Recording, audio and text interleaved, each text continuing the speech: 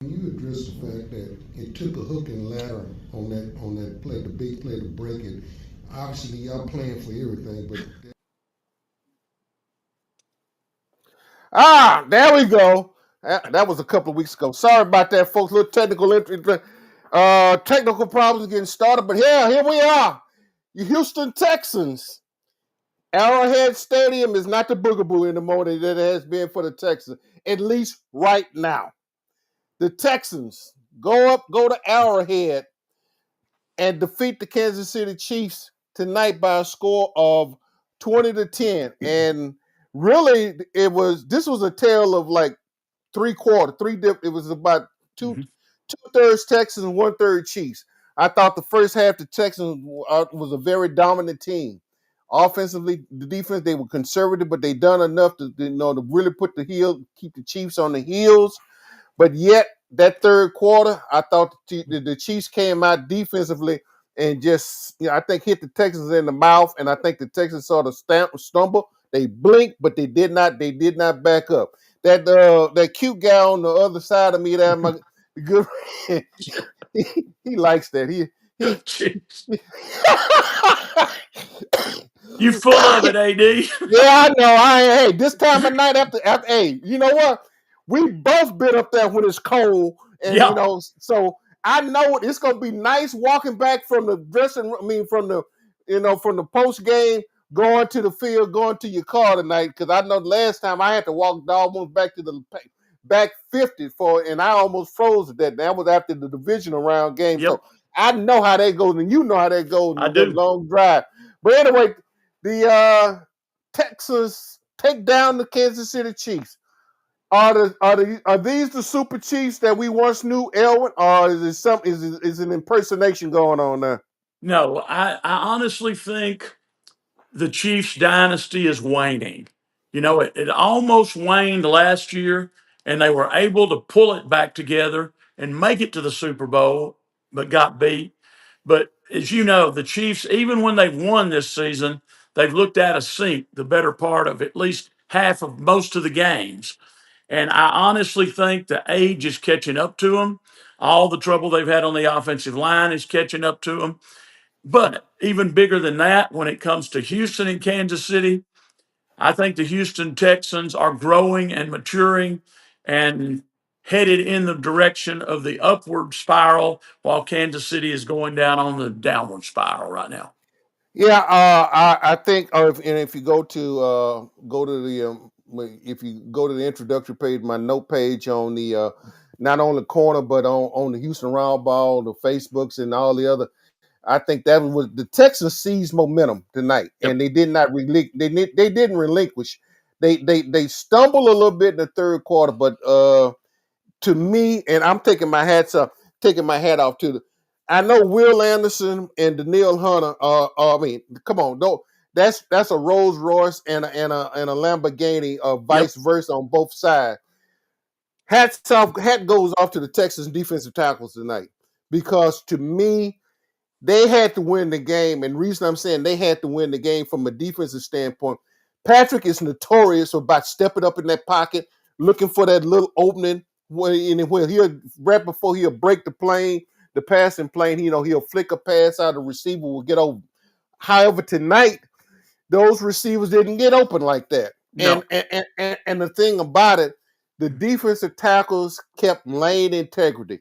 I know that's a nice word. In other words, nobody went wild and crazy trying to go after Patrick. And then once we find out, Patrick wasn't Patrick tonight, because if you notice, he was putting heat wrap on his knee in between possessions, and he was limping. Patrick, he was wounded, but he's still Patrick Mahomes. Yep. And I think what we've seen tonight, there's going to have to be some changing of the guards as far as offensive line goes with the Chiefs, Mm-hmm. and also with some. I think I think per Kelsey, I think go ahead and concentrate on getting married and Yep. go to your next part of your life, I because agree. I think as this we saw the best of you and we've seen the best of you. You might have some flashes going, but I think for the most part, this is not the Kelsey a couple years ago. No. And we know it. I think everybody else know it. Father Time catches up with us all, Mm-hmm. and I think we've seen and Father Time, not only when he catches up with us, he snatches the magic away that we once used to that we displayed in our respective areas, and I think the magic between Mahomes and Kelsey, that magic is, you might see some little pixie dust here and there, but I think for the most part it's done. Yeah, I'd agree. Yeah, it's done. I was encouraged. I was encouraged by the play caller Spags, and I stated this. I thought Spagnola really tested the Houston Texans offense in that third quarter. He did. They came out, and and here's the thing about it. You got to give them credit. They kept the composure long Mm-hmm. enough. They did not. CJ did not get rattled. Yeah, he took some hits and he threw the ball away. I think I've seen some times maybe prior to his concussions and prior to at the first part of the year, he probably would have thrown more interceptions tonight. Mm-hmm. But tonight he really took care of the ball. Yeah, He he took really care. did, AD. And I think the big thing there. I know you saw his press conferences, and I watched him on my phone when he got back before the Indianapolis game last week. And he said he felt like he learned a lot and it did him a lot of good sitting over on the sidelines while he was in the concussion protocol and seeing what happened and seeing how everything went. And I think he gained a lot of education and learned a lot of stuff, even though he wasn't on the field, that have really helped him these last two games. Yeah. Oh, without a doubt. Coach, the final chapter on this iteration of the Houston Texans is nowhere close to being written. But No, I think it as we speak, it is being written now. But I think the culmination of the Texans, I think they control their own destiny now. absolutely. This game here, I mean, there are others, there are other games yet to come. This game here, I think, has in the Texans' mind, guys, we can play. Absolutely. Anybody. We can play. I don't care who it is. We can play with anybody Hmm. because with that defense, what Matt Burke and D'Amico Ryans and what they're doing now with that defense and that secondary. And here's the thing about it: Kamari Lassiter Oh, is a very nasty individual. he is. He plays with intensity. Oh, I mean, it's like I dare you. How dare you throw at me? And Kamari knows with Stingley over. I think Stingley, and correct me if I'm wrong, and I was trying to track this. Stingley might have had maybe 3 balls thrown in his Hmm. directions tonight, Yep. maybe 3, and I think of the 3, 1 was completed. But for the most part, the Texans, Stingley basically just told Patrick, okay, whatever side of the field, I'm over here now, and Patrick is not scared of nobody. No. With that receiving core and everything they have, but I really think that they sort of shifted their whole focus on Kamari Lassiter, and Kamari Lassiter is making folks pay for And okay, we can say this right now. No, Kamari Lassiter is not Derek Stingley Jr. We No. understand that, but you know what? I like what the Texans have their corners right now. Oh, absolutely. We've got two shutdown corners. Yeah, yeah. I'm still, and then you got a ball hawking free safety there, Yeah. and Buck. You got, I mean, and there. I mean, you look at it, and really, your linebackers and between Henry Tortora, speed, and Aziz Ashar, you got linebackers in there that initially I used to think, well, okay, a little light. They're not really, but they're sort of like, I hate to use the war reference, but they're sort of like tomahawk missiles back They there. really are. They really you are. know, yeah, no, they go for it, and I think at least from my perspective, I think Andrew, is somebody gonna start coaching. Andy Reid can still coach. Yep. It make no make go, but you know what?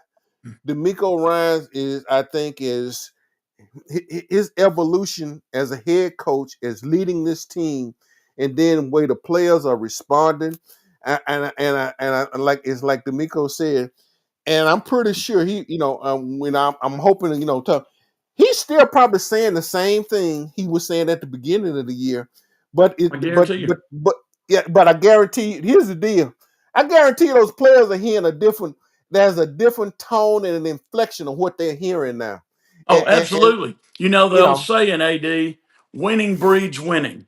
And yeah, I think once they tasted victory, as you know, they have now won 8 of the last 10 games, 5 in a row. But you know what we discussed earlier, the Texans did have a rough third quarter.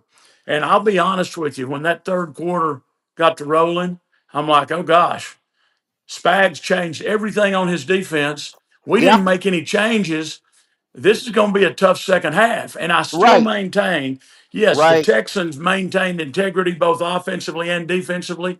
They did not turn the ball over, got 3 turnovers.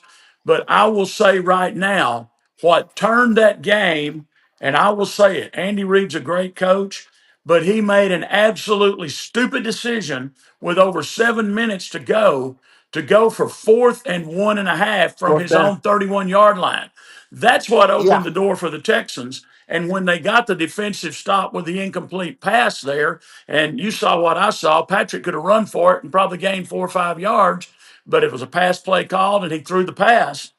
When they got that open door with the offense seeing what the defense had done, they're like, okay, let's nail the lid on this coffin. And I'm not going to say any differently that it would have turned out any differently, even if they had punted the ball there, because I told several friends of mine at church today, and I told several friends that I talked to before the game started tonight, I said, the Houston Texans are going to win this game tonight. They all laughed at me. I said, they're going to find a way. They got the momentum, the Chiefs don't. But I firmly believe that that's what opened the door. And then the Texans put that nail in the coffin and shut the door. But one more thing that you and I have talked about 2 or 3 times, and I heard CJ talk about it on the post game show when he was interviewed on NBC, and I heard D'Amico in his press conference. And I maintained, and I've asked both of them, and you've heard me ask both of them this. I firmly believe that those two men's deep Christian faith and believe in God and with what they have preached, if you will, to some of the other players, and I know they've got a lot of Christians on this Texans team, but I think that God is blessing this team because of the leadership this team has. And every single game, win, lose, or draw, you've seen it just like I have. Both CJ Stroud and D'Amico Ryans, the first thing they talk about when they're answering their first question, I want to first of all thank my Lord and Savior Jesus Christ. And I firmly believe they're being blessed because of in their own way on the football field, expressing their Christian faith and talking about the gospel. Well, I don't disagree. But and I know some folks will say right now, "Oh, you mean to tell me God's favoring?" No, God. No, No, He's not favoring. Because the thing about it, if that was the case, then the injuries that happened tonight, you wouldn't be. This game is still a violent game. it Hit is. me, and so trust me. I guarantee you, there's some guys walked out of walking out of the out of the locker room tonight with some bumps and bruises. It's a couple of guys did not come back. The corner, the KC shutdown corner, he left early. Yeah, But you know what? McDuffie. Yeah, McDuffie left early. Spags, and Nick Caley, I think Spags caught him. I think, and here's the thing about these guys in these scripted plays, and I think it took a while for Spags to figure some things out. But and then all of a sudden they made the adjustments, and like you mentioned earlier, Mhm. just a few minutes ago, Spags made the adjustments in that third quarter, and he came out, and and so my question was, how is Nick Haley going to counter this? Mhm. Be quite candid with you, I think the way he got countered, and I'm going, and I appreciate you raising the point. I think Andy Reid was the counter Yes, he was. because the fact that you you really put your defense up, put your back up against the wall on that 4th and 1 Mhm. within your own territory, and then the Texans came out, and here's the thing about it: Nick Chubb got hurt tonight. A lot of folks, Chubb got hurt and then wasn't able to come back in. Right. Woody Marks, and the thing, Nico Collins in the first half, Nico made all of them. He just made the no Kansas City Chiefs, all of them pay hard and dear. And but it's been different receivers, Schultz, the rest of them. Mhm. Dar Ogumawale came in and ran Yes. hard on that because that was number been Nick Chubb on that call right there, Yep. you know. But and like I said, I know Woody Marks is he's right about now. He's pretty bruised up Mhm. because it's probably getting to it's getting to that time of the year that normally okay okay we getting ready to rest for a week or two. It's no resting now, No. you know. No. And what's going to be interesting now is to see how these rookies who really right now the ones who have contributed, they're not rookies anymore, but they No. and I'm going to be interested to watch them and talk to them and see what are they doing. I'll check with them and see, okay, how y'all helping these kids because they're gonna hit that wall. Oh yeah. And I know Woody Marks and Cat. I think he had 300. I mean, he's had a lot of carries at SC. He carried the ball a lot. But remember, that was SC. You playing in the NFL right now, Yep. Yep. okay? I don't care what they say. I don't care about the NIL, all that other stuff. You know, It's a different world. oh, it is a totally different world, Elvin. You know it and I know it. So, and I'm gonna be interested to see what's gonna be Nick Chubb's status. Yep. Are they gonna have to go out and get another running back? Mhm. You know, I think so we'd be remiss if we didn't bring up in that first half there were three unbelievable pass completions getting away from the rush, rolling out that CJ made that if you didn't know, you would have sworn that was Patrick Mahomes on those three passes. I mean, he oh, looked just like Patrick Mahomes on those he three will. He passes. I And that was concur. the key to jumping out to that 10-0 lead. I Yeah, mean, he looked better, I thought, than he'd looked all season long tonight. yeah. I thought his first half, and I think I tweeted out they have to maintain the intensity going into that second half. And because we knew that the adjustments were going to be made, and they were Mhm. made, and we saw it. But again, I'm going back to your point, and I think it's a valid point. Andy Reid snatched momentum away from his own team. He did. He snatched momentum. The Texans took advantage of. And here's the thing: what I like about it, they went down there and scored. They didn't. They didn't. They didn't. Absolutely. They didn't go for a field goal. So No. early part of the season when they were leaving points on the table, kicking the field goals and everything, I got hats off to him. And I'm gonna tell you something else. Tommy Townsend tonight. Oh, I mean, now and given he had 8 punts, total average about 41.1 yard. But the thing about it, some of his kicks tonight, and he's kicked. Like I said, he won a Super Bowl ring with the Chiefs. Yep. He if anything, I think he understood how to kick in that stadium, particularly from Yep. one end, depending on which end he's on. And Yep. It's different. and if you it is totally different how he's rocketed coming out of one end and on the one end. And I would like to say the east end of that stadium, as opposed to sort of keeping the ball lower, Hmm. and not having the hang time. I think he probably sacrificed some hang time depending on which end of the stadium he was kicking out tonight. That was just some observations. I know, just some subtleties. I think that that overall, and all and like I say, the three phases: offense, defense, and special team. And I think tonight, you know, I think I think Tommy was a big weapon tonight as Oh far yeah. as And and you go you ahead. make a very valid point about that stadium because you and I both. I know you and I were there twice together, and I covered a Cowboys game up there. I've been up there 3 times. The wind swirls differently from one end of that stadium to the other, and that's what you were alluding to. And it makes no sense when you look at the stadium that it would, but it does. Yeah, It's totally different kicking from one end of that stadium to the other. yeah. I mean, it is the darnest thing. Yeah. And here's the thing about it: you can't really look at the flags and adjust. You can't go No. for the flags. The flags will lie to you Hmm. because of the way it swirls going into those respective end zones, man. So yeah, it is a unique place to play in, and like I say, it's home field advantage for the Chiefs. Hmm. But as I stated, I think it's time to stick a fork in them. If I they, agree.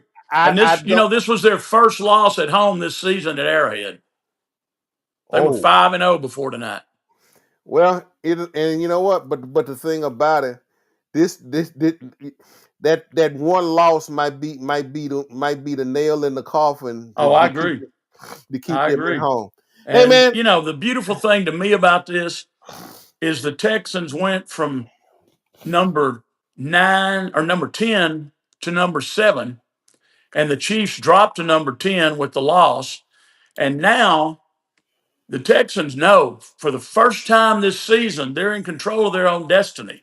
Whether or not Jacksonville stumbles really doesn't matter. As long as the Texans win out, they know they will get in the playoffs. And I said, ever since I saw them start playing better, you better watch out. If the Texans get in there, they're going to make a lot of noise. And I feel like with the way this team is coming together, the way they played, winning 8 of these last 10 games, if they get in the postseason, I think they can create a lot of noise. And I really think they could be a dark horse to go all the way. well, you know what? I won't. I'm not gonna cast them as a dark horse because the thing about it, that deep, like everybody, I think everybody to a person has looked at them. Everybody said this defense is a Super Bowl caliber, It Super is. Bowl. It is. No if. He said, just got all we need. All you need now is your offense to become more consistent and come around to the point that just don't beat yourself. Yeah. Don't beat yourselves when you got a chance to score points, and that's the unique thing about it. That when Andy Reid made that 4th and 1 and they turn around and capitalize, to me, that's when you go ahead and help your defense out. You Oh, go, absolutely. And they did a you great job of that. Great yeah, job of that. The thing about the AFC picture, the reason I say dark horse, I think the way they're playing and have played all season long, you've got to say that the Broncos and the Patriots would have to be the favorites in the AFC. And that's why I said we're a dark horse. Not that I think we can't make that run and beat either one of them. I think we right, can. right. Well, I put it like this: you and I, we might wind up having to go to Mile High, Yep. or we might have to wind up going to Foxborough for an AFC conference championship game, mate. You know, and so I'm sort of and guess what? Those are two stadiums I have yet to make it to. So this, I've been to both of them, but not during football season. oh, okay, all right. Well, let's put it like this: if it's gonna be a Mile High, you just get ready. It's gonna be cold, and it Yep. and if And I'm gonna put it like this. I don't see the Texans having to wind up going to Buffalo.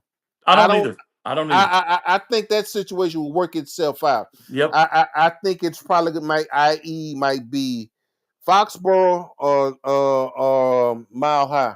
Well, But you know, the anyway, man, beautiful thing about that, too, go ahead. AD, Go ahead. if the Texans go on and run the table, which they very well should, in my opinion, if they Yeah, keep playing like they are right now, and Jacksonville does stumble and the Texans win the AFC South, even if they played Buffalo, Buffalo would have to come to Houston true, true. because Buffalo is not going to win their division.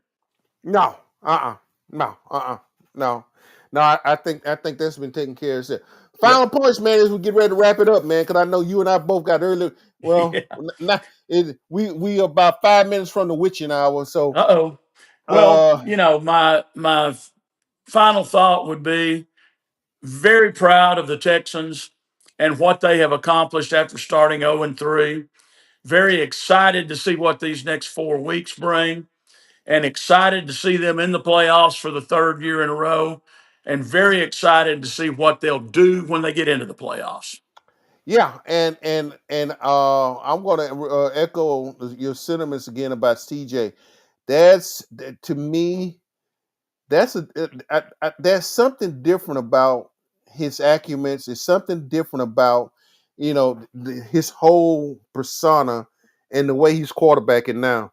And Absolutely. you know, um, I think watching Davis Mills for those 3 weeks, and right now, folks might think this sounds crazy, but if I had to give out an MVP for the Houston Texans right now, Davis Mills.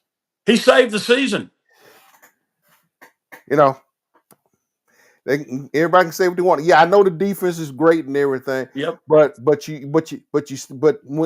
this team was on the ropes, and when he went out, and when this team was on the ropes, and to me, right now, that's the MVP Absolutely. in my He humble opinion. And I'm he not that. literally saved the season. And let's face it, AD, when we saw CJ go down with that concussion, I don't think you or I either one. The first thought in my mind was, "Oh Lord, Yeah, Davis Mills." yeah, He turned it up not a notch, but he turned it up about 10 notches, and played the best football of his NFL career those 3 weeks. yeah. I concur.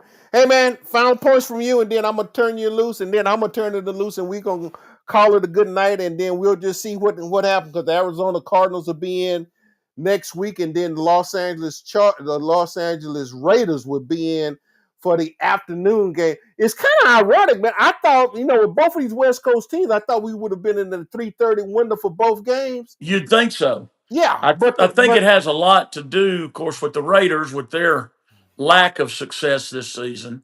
well, it's But I not. was especially surprised about the Chargers. Yeah, but I guess the thing what's getting me, both of these guys, let me do this real quick. I'll show this real quick. TX713, Texans will take care of business if CJ can execute and play not scared and play well on third down and find your man. Okay, now I'll go with That's a that. fair point. Yeah, yeah, and. One, appreciate it. I appreciate y'all still being up and coming through. But let's go Texans. Yeah, 8-5. You know what? Nobody. You know what? We couldn't. I don't think Vegas would have took our money if we went through there and talking about. Oh, they're getting ready. Vegas would have go home. Yeah, I don't think they would have either at 0-3. Yeah. I don't Final think point. we would have put a penny on them at 0-3 either. Well, since they're taking pennies out of circulation, they probably wouldn't want to accept a penny Well, anyway. that's Who true knows? too. All right, man. Final point, man, and then I'm cutting you loose. Just excited about the win tonight. Excited for what this team has done to come back the way they have. Tickled to death to see them maintain the number one defense because you and I know you have a great game, and if you're up near the top in the top 3 or 4, you can be number one for a week. But this defense has maintained it throughout the season, and that is next to impossible to do for a full season. Yeah, and the thing about they've been fortunate with the injuries too. They've Yep. been fortunate with the injuries on. So So we'll take it like that. Yeah, you're right. Good win. All right, Elwin. Hey, man, be careful, be safe. We'll be You too. talking, and we'll go from there. And that was my man, Elwin Henderson, the Gilmer Mirror. I appreciate him. Hey, folks, we getting ready to shut this puppy down. It is the witching hour. I'm not gonna turn into a pumpkin, but anyway. Hey, be safe out there. Be safe this week. Riding around. Be kind to one another. We're in the holiday season. Be careful. Don't be caught with a bunch of packages walking around and not paying attention to what's going on. Okay, folks, be safe out there. Be kind to one another. And you know what? We out. Be prepared. I'll be coming from NRG next week as the Texans and the Arizona Cardinals will be in play. Folks, we done. I'm out. Ciao.